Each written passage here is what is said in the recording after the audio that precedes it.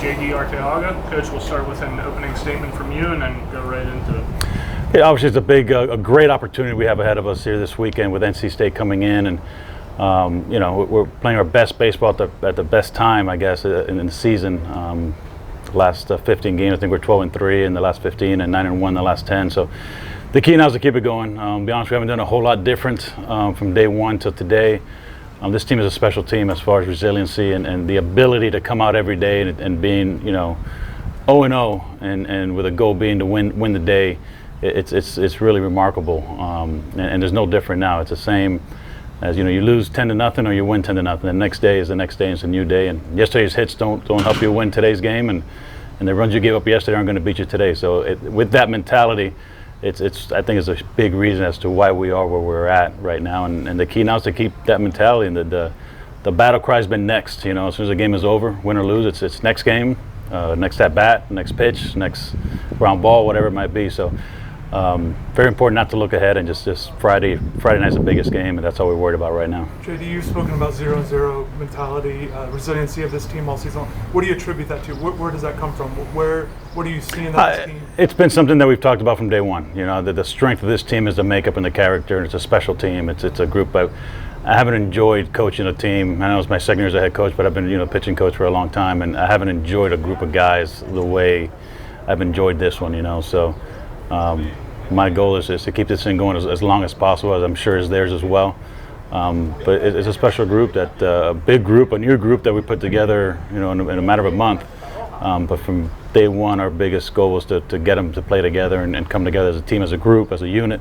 And credit to them, they've done a great job of that. And we've had some, great leaders that came in from day one that just going to assume that role. Maybe not. Some are vocal, some are not, and some are leaders in the clubhouse, some on the field, but they all kind of play their role in the success of this team. JD, you told us that at the beginning of the season. I remember you said you loved the makeup of this team. Did you worry a little bit when you were down a little bit, or did you have that? I honestly did. I tell everybody the same thing, man. This team, no matter what happened the day before, we show up the next day and then we're at the top of the mountain.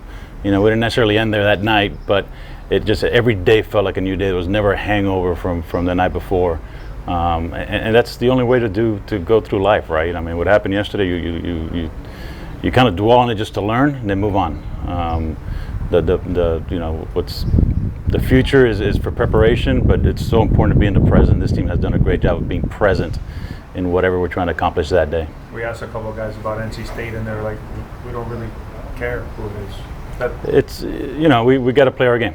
We do what we do, control what we can control, and be good at our strengths, and we're going to be okay. It doesn't matter who you're playing. We're not going to play a game differently because of who you're playing or what the situation is.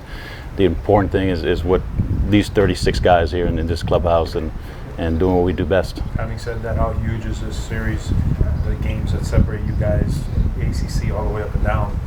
It's 3 games. Friday's a big game, and that's all we're worried about right now. That's all we can control right now is Friday. And today we're preparing for Friday night's game. We'll look at Friday night's game at the end around 11 o'clock on Friday night and prepare for Saturday's game. But we got to go 1-0 on Friday, so that's our goal right now. JD, with your experience at being a pitching coach, just what you've been able to do, what the guys have been able to do as roles have changed, new starters, Brian back to the bullpen. Just to do that mid-season, how difficult is that to find success from those guys, and what do you kind of attribute their success to? First of all, the 2 freshmen going to the starting rotation have really solidified the rotation, have gone deep into most of our games. I think they've gone at least 5 innings in every one of their starts prior to the pitch count early on. What Walters has done as a closer, it's the hardest job in baseball, and he's made it look really easy. He's done a great job, and then Carson Fisher has really come around, come to his own in the bullpen.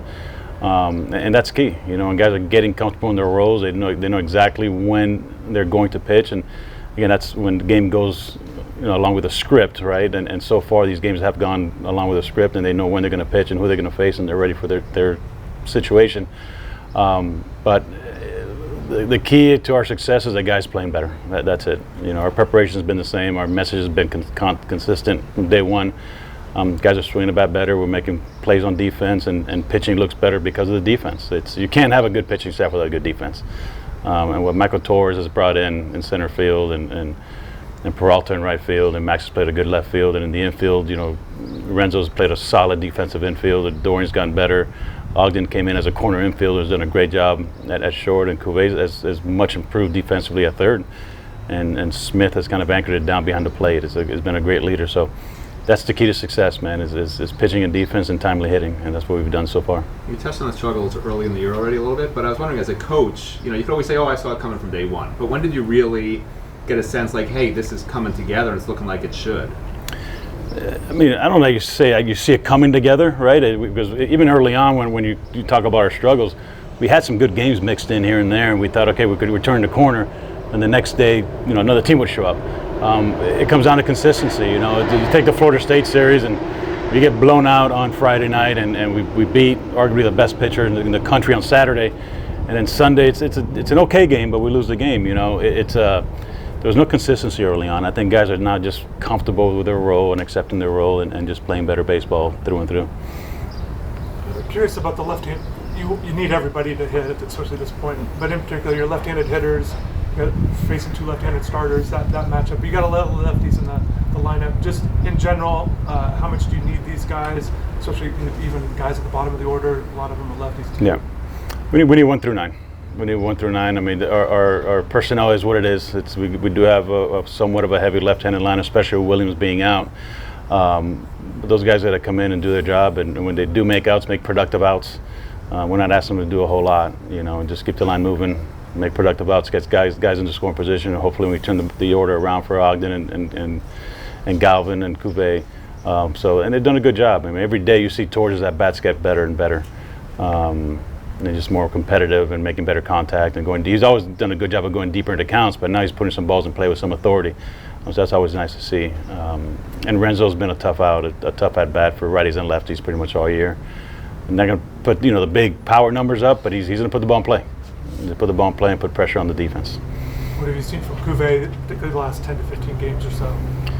He's hitting for more power. He's done a better job early in counts, not swinging at balls out of the zone, and it seemed like every one of his at bats were 0-2, 1-2 after 3 pitches. He's done a better job of laying off of those pitches early and getting to those good hitters counts and doing some damage. His average has been pretty good all year. It's been consistent. He's been driving in runs, but now he's starting to produce runs on his own, driving the ball out of the ballpark and some doubles and triples in there.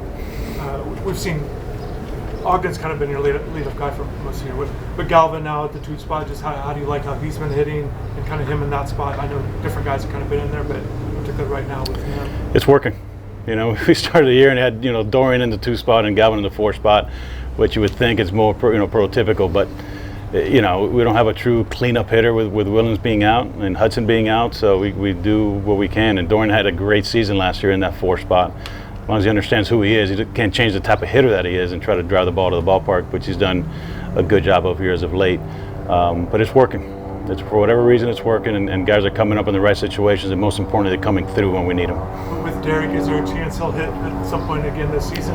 I mean, right now, best case scenario, he's back that Tuesday, of the AC tournament. It's a 4-week window there. I guess it's the best case scenario. He'll have 2 weeks with no physical activity with that I guess it's his left hand, but he'll start swinging the bat next Tuesday, and really comes down to pain tolerance, what he can deal with, and he's got a little bit of a football mentality. I mean, he stayed in the game and smoked the line drive to left his last at bat with a broken hamate, so I feel pretty confident he'll be back in the lineup by AC weekend, but he's not on Friday, and we got our lineup set for Friday. And Hudson, update on that? Same thing. They're both in the same. They had surgery together. I think they were back to back, so. So they're both on the same, same exact injury. Yeah, the hamate bone on the right hand. Being left-handed, was on his right hand instead of left. Because he's left-handed. Yeah. Anything else? Great. Thank you, Good. JD. Thanks, JD. All right, guys. Appreciate you. What's going on, man? JD, how you doing? Good. All right.